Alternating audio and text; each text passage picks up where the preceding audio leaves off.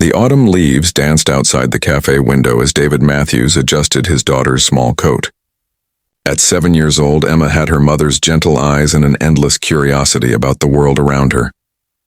"Just a quick lunch, sweetheart," David said softly, guiding her to their usual corner table. Running a company meant precious little time with Emma, but Saturday lunches had become their sacred ritual. Emma swung her legs beneath the chair, studying the menu with the seriousness of a scholar. "Can I have the grilled cheese, Daddy?" "With the curly fries?" David smiled, remembering how his own father used to indulge his simple pleasures. "Of course, honey." As they waited for their order, Emma's attention drifted to the window. Outside, an elderly woman sat on a weathered bench, her thin frame hunched against the cool October air. Her clothes were clean but worn, and she clutched a small frayed purse. "Daddy," Emma whispered, tugging his sleeve. "That lady." She looked sad. David followed his daughter's gaze. The woman appeared to be in her 70s, with silver hair carefully brushed despite her circumstances. She watched passers-by with patient eyes, occasionally glancing toward the cafe with what looked like longing. Their food arrived, and Emma immediately brightened at her golden grilled cheese. But after just one bite, she looked up at her father with those earnest eyes that reminded him so much of his late wife. "Daddy, she looks hungry. Can I share my food for her?" David paused, his coffee cup halfway to his lips. In the rush of board meetings and quarterly reports, he'd almost forgotten how clearly children could see the world's needs. Emma's innocent question stirred something deep in his chest, a reminder of the values his own parents had tried to instill. "Are you sure, sweetheart? You love grilled cheese." Emma nodded solemnly. "Mama used to say sharing makes food taste better. Remember?" The memory hit David like a gentle wave. Sarah had indeed said that, usually while serving extra helpings to unexpected dinner guests. Their home had always been a place where neighbors felt welcome, where an empty stomach never went unfilled.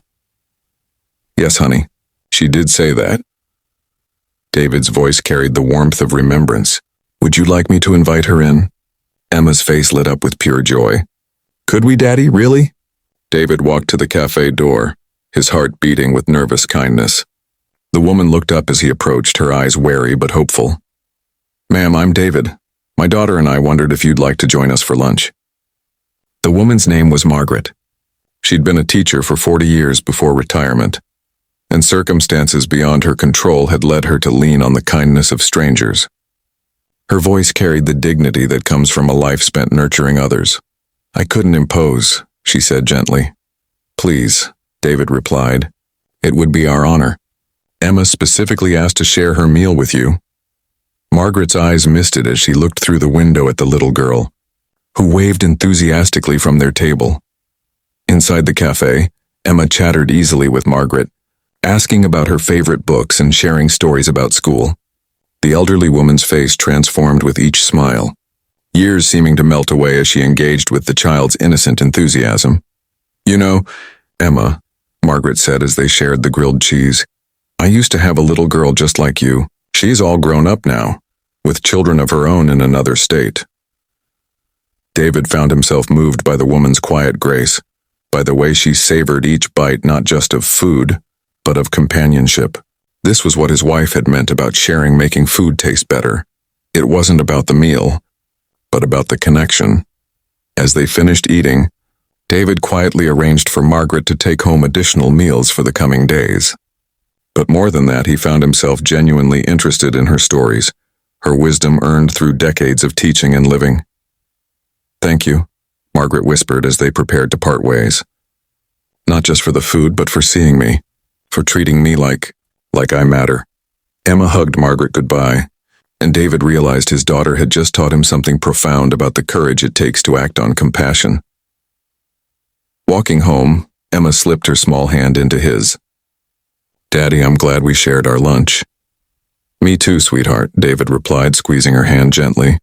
"Me too." That evening, as David tucked Emma into bed, she looked up at him with sleepy eyes. "Do you think Margaret is warm tonight?" "I think she's warmer than she was this morning, thanks to you," David said, brushing her hair from her forehead. In the weeks that followed, Saturday lunches took on new meaning. Margaret became a regular guest, sharing stories and laughter that enriched both their lives. Emma learned about kindness through action, while David rediscovered the joy of seeing the world through his daughter's compassionate eyes. Sometimes the greatest lessons come from the smallest teachers, and the most profound wisdom emerges from the simplest acts of love.